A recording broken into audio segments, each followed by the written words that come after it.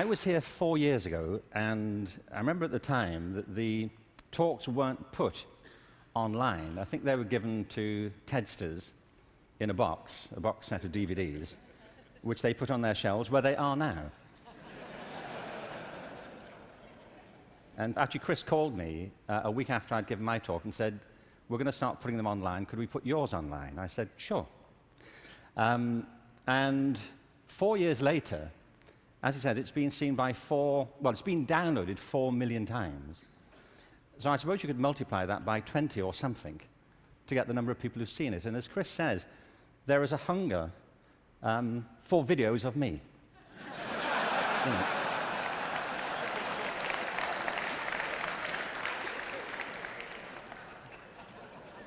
Don't you feel?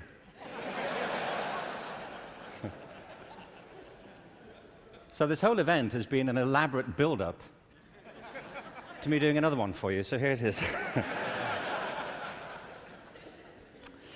Al Gore spoke at the TED conference I spoke at 4 years ago and talked about the climate crisis, and I referenced that at the end of my last talk. So I want to pick up from there, because I only had 18 minutes, frankly. And so as I was saying,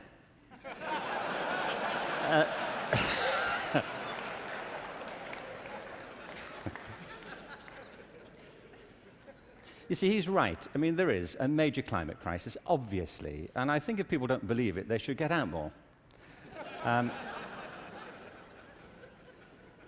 But I believe there's a second climate crisis, which is as severe, which has the same origins, and that we have to deal with the same urgency. And I mean by this, and you may say, by the way, look, I'm good. You know, I have one climate crisis. I don't really need a second one. But this is a crisis of not natural resources, though I believe that's true, but a crisis of human resources. I believe fundamentally, as many speakers have said during the past few days, that we make very poor use of our talents. Very many people go through their whole lives having no real sense of what their talents may be, or if they have any to speak of. I meet all kinds of people who don't think they're really good at anything. Actually, I kind of divide the world into two groups now. Jeremy Bentham, the great utilitarian philosopher, once spiked this argument. You know, he said there are two types of people in this world: those who divide the world into two types, and those who do not. Well, well, I do. And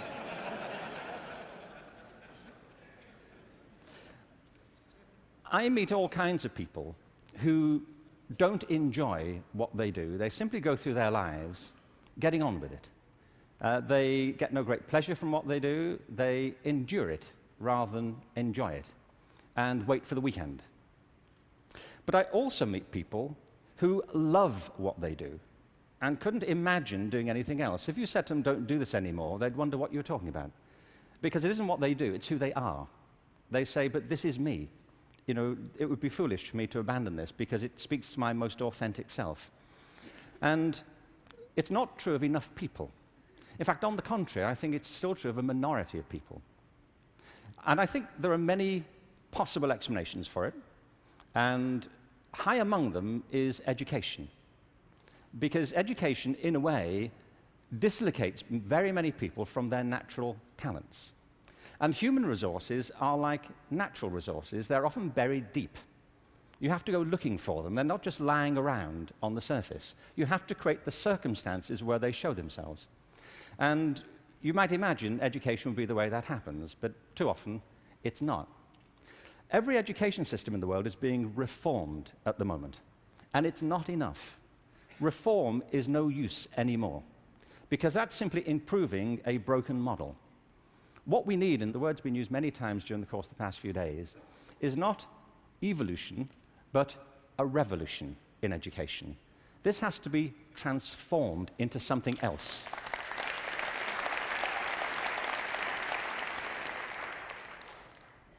One of the real challenges is to innovate fundamentally in education. Innovation is hard because it means doing something that people don't find very easy for the most part. It means challenging what we take for granted, things that we think are obvious.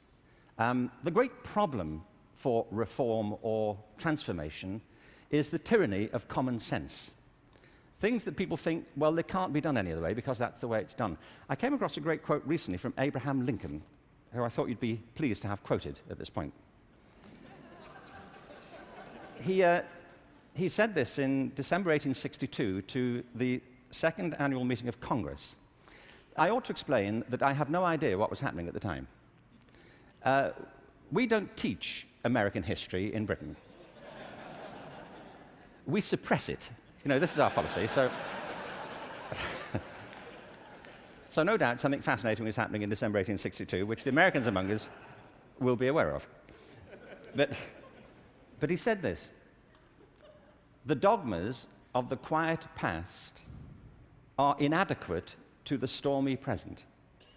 The occasion is piled high with difficulty, and we must rise with the occasion. I love that. Not rise to it, rise with it. As our case is new, so we must think anew and act anew. We must disenthrall ourselves, and then we shall save our country. I love that word, disenthrall. You know what he means? That there are ideas that all of us are enthralled to, which we simply take for granted as the natural order of things, the way things are. And many of our ideas have been formed not to meet the circumstances of this century, but to cope with the circumstances of previous centuries. But our minds are still hypnotized by them, and we have to disenthrall ourselves of some of them. Now, doing this is easier said than done. It's very hard to know, by the way, what it is you take for granted. And the reason is that you take it for granted. So let me ask you something you may take for granted. How many of you here are over the age of 25? That's not what I think you take for granted. I'm sure you're familiar with that already, but... Are there any people here under the age of 25? Great. Now, those over 25, could you put your hands up if you're wearing a wristwatch? Now, that's a great deal of us, isn't it? Ask a room full of teenagers the same thing. Teenagers do not wear wristwatches. I don't mean they can't or they're not allowed to, they just often choose not to. And the reason is, you see, that we were brought up in a pre-digital culture, those of us over 25, and so for us, if you want to know the time, you have to wear something to tell it. Kids now live in a world which is digitized, and the time for them is everywhere. They see no reason to do this. And by the way, you don't need to do it either, it's just that you've always done it, and you carry on doing it. My daughter never wears a watch. My daughter Kate, who's 20, she doesn't see the point. You know, as she says, you know, like, it's a single-function device. You know, like... Like, how lame is that? You know, and I say, no, it tells the date as well. You know, it has multiple functions. But you see, there are things we're enthralled to in education. Let me give you a couple of examples. One of them is the idea of linearity. That it starts here, and you go through a track, and if you do everything right, you will end up set for the rest of your life. Everybody who's spoken at TED has told us implicitly or sometimes explicitly a different story, that life is not linear, it's organic. We create our lives symbiotically as we explore our talents in relation to the circumstances they help to create for us. But you know, we have become obsessed with this linear narrative, and probably the pinnacle for education is getting you to college. I think we are obsessed with getting people to college. Certain sorts of college. I don't mean you shouldn't go to college, but not everybody needs to go, and not everybody needs to go now. Maybe they go later, not right away. I was up in San Francisco a while ago doing a book signing. There was this guy buying a book. He was in his 30s, and I said, "What do you do?" And he said, "I'm a fireman." And I said, "How long have you been a fireman?" He said, "Always. I've always been a fireman." And I said, "Well, when did you decide?" He said, "As a kid." He said, "Actually, it was a problem for me at school, because at school, everybody wanted to be a fireman." He said, "But I wanted to be a fireman." You know, and he said, "When I got to the senior year of school, my teachers didn't take it seriously. This one teacher didn't take it seriously. He said, I was throwing my life away if that's all I chose to do with it. that I should go to college, I should become a professional person, I had great potential, and I was wasting my talent to do that. And he said it was humiliating because he said it in front of the whole class, and I really felt dreadful. But it's what I wanted. And as soon as I left school, I applied to the fire service, and I was accepted. And he said, you know, I was thinking about that guy recently, just a few minutes ago when you were speaking about this teacher. He said, because 6 months ago, I saved his life. He said he was in a car wreck, and I pulled him out, gave him CPR, and I saved his wife's life as well. He said, I think he thinks better of me now. Yeah.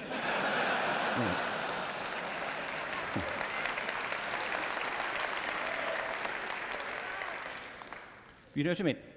Human communities depend upon a diversity of talent, not a singular conception of ability. And at the heart of our challenges, at the heart of the challenge is to reconstitute our sense of ability and of intelligence. This linearity thing is a problem. When I arrived in LA about 9 years ago, I came across a policy statement, very well intentioned, which said college begins in kindergarten. No, it doesn't. It doesn't. If we had time, I could go into this, but we don't. Kindergarten begins in kindergarten. A friend of mine once said, you know, a 3-year-old is not half a 6-year-old.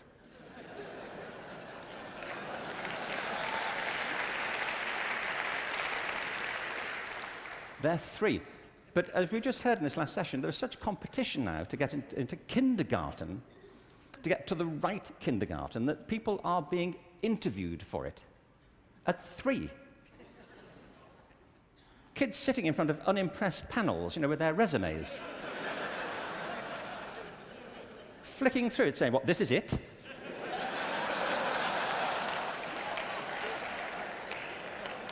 You've been around for 36 months, and this is it? You know,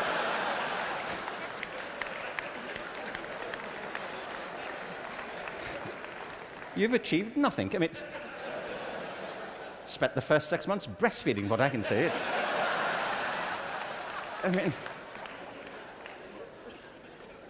It's outrageous as a conception, but it tracks through. The other big issue is conformity.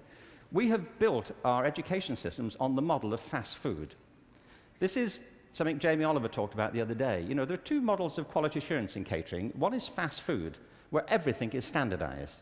The other are things like Zagat and Michelin restaurants, where everything is not standardized. They're customized to local circumstances. And we have sold ourselves into a fast food model of education. And it's impoverishing our spirits and our energies as much as fast food is depleting our physical bodies.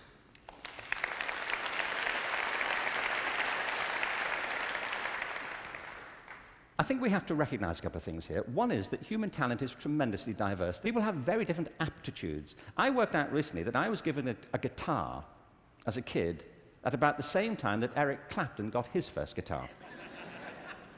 You know, it worked out for Eric, that's all I'm saying. You know, in a way, it did not for me. I could not get this thing to work, you know.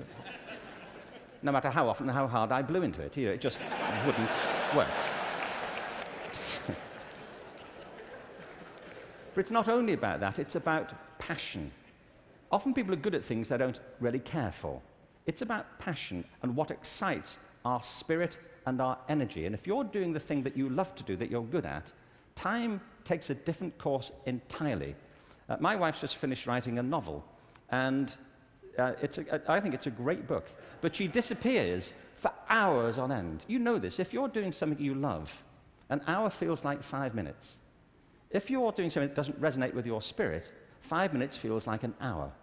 And the reason so many people are opting out of education is because it doesn't feed their spirit. It doesn't feed their energy or their passion. So I think we have to change metaphors. We have to go from what is essentially an industrial model of education, a manufacturing model, which is based on linearity and conformity and batching people. We have to move to a model that is based more on principles of agriculture. We have to recognize that human flourishing is not a mechanical process, it's an organic process. And you cannot predict the outcome of human development. All you can do is, like a farmer, is create the conditions under which they will begin to flourish. So when we look at reforming education and transforming it, it isn't like cloning a system. There are great ones, like KIPS. It's a great system. There are many great models. It's about customizing them to your circumstances and personalizing education to the people you're actually teaching. And doing that, I think, is the answer to the future, because it's not about scaling a new solution. It's about creating a movement in education in which people develop their own solutions, but with external support based on a personalized curriculum. Now, in this room, there are people who represent extraordinary resources in business, in multimedia, in the internet. These technologies, combined with extraordinary talents of teachers, provide an opportunity to revolutionize education. And I urge you to get involved in it, because it's vital not just to ourselves, but to the future of our children. But we have to change from the industrial model to an agricultural model where each school can be flourishing tomorrow. That's where children experience life, or at home if that's where they choose to be educated with their families or their friends.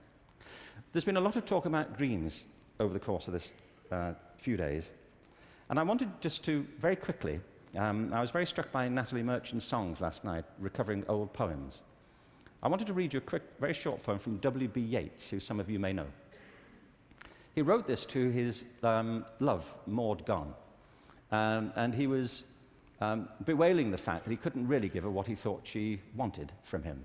And he says, "I've got something else, but it may not be for you." He says this: "Had I the heavens embroidered cloths, enwrought with gold and silver light, of blue and the dim and the dark cloths, of night and light and the half-light, I would spread the cloths under your feet. But I, being poor, have only my dreams. I have spread my dreams under your feet. Tread softly, because you tread on my dreams. And every day, everywhere, our children spread their dreams beneath our feet. And we should tread softly." Thank you.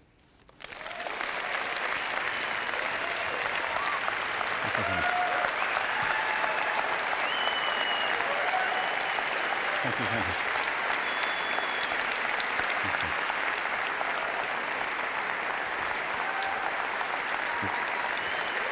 Thank you very much.